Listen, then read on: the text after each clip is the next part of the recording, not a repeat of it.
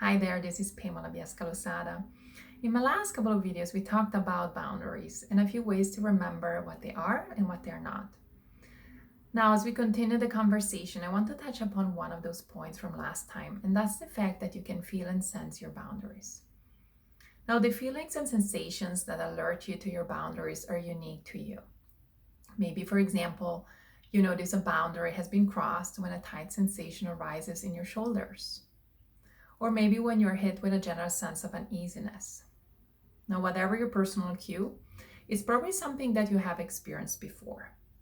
Now, the next step is to look at those responses and understand what caused them. Did you say yes to something you didn't want to do? Or have you said yes to endlessly scrolling through social media versus using the time to care for yourself?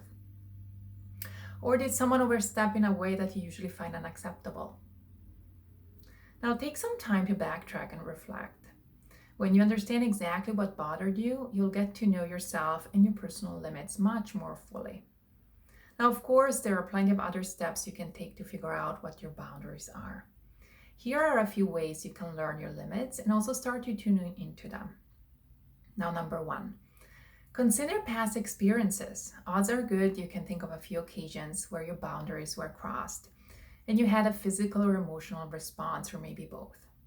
It could help you to sit down with an expert to talk about these experiences and use the time to figure out what your boundaries are and how to implement them. Number two, be more mindful. You will notice the thoughts and feelings that arise around your personal boundaries more easily this way. Taking some time in a difficult moment to listen to yourself, both your intuition and your body, will give you the space to understand more thoroughly what has happened and what you don't like about it. Now, this way you can respond to it rather than react. And finally, number three, learn about others' experiences. You might hear someone else's story about setting a boundary and realize you didn't even know you could do the same thing.